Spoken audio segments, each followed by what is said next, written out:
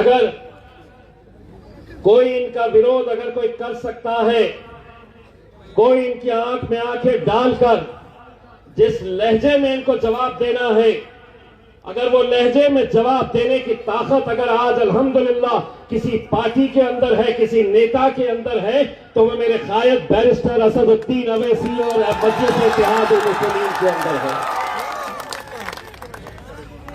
अब एक और बात भी सुन ले, बिहार के मुख्यमंत्री तेरे लिए भी और उत्तर प्रदेश के मंत्री तेरे लिए भी क्या है, कुछ लातों के भूत बातों से नहीं मानते। जिस भाषा में उनको समझ में आती है उसी भाषा में उन्हें जवाब देना पड़ता है। तो मेरा जवाब यह है कि अभी सियासत की मस्ती है,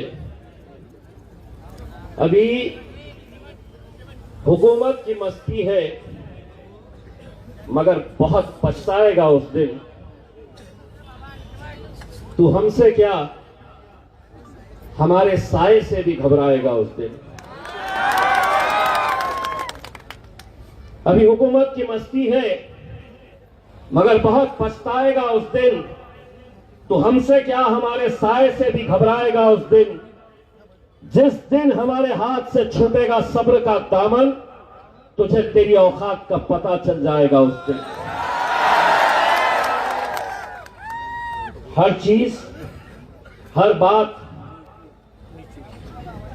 हम सुनने के लिए नहीं है कि तुम कुछ भी करेंगे, तुम कुछ भी बोलेंगे और हम सिर्फ सुनने का काम करेंगे। मैं बैरिस्टर असदुद्दीन अवैसी साहब को मानने वाला हूं। उस शख्स ने इस मुल्क के मुसलमानों को अगर कोई एक सीख दी है तो यही सिखाया है कि जुल्म होगा, ज्यादतियां होंगी, तकलीफें सहनी पड़ेगी, लेकिन उसके बावजूद भी हम इस जमहूरियत के अंदर रह के संविधान के हिसाब से हम हुकूमत से लड़ते रहेंगे। और लड़ने का मतलब यह है कि सारे लोगों को इस बात की तकलीफ है कि हम हर एक के सामने सर झुका नहीं रहे हैं।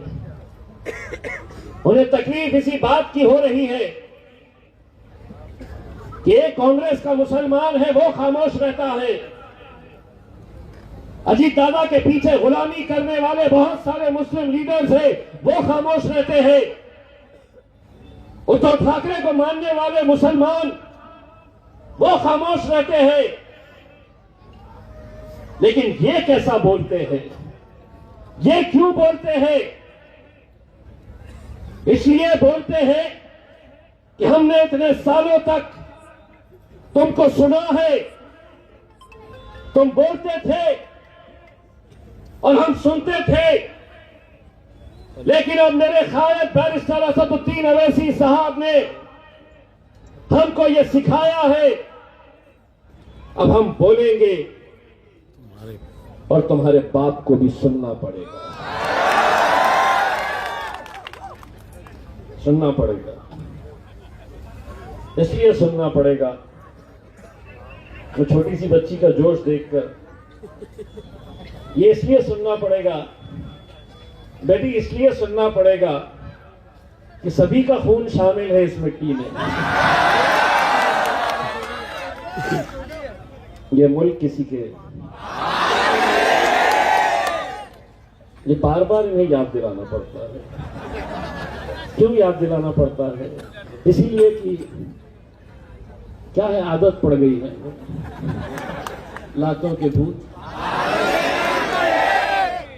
अब आज का ही मैं एक उदाहरण देता हूं। मेरे शहर में एक मंत्री है, एकनाथ शिंदे का मंत्री है।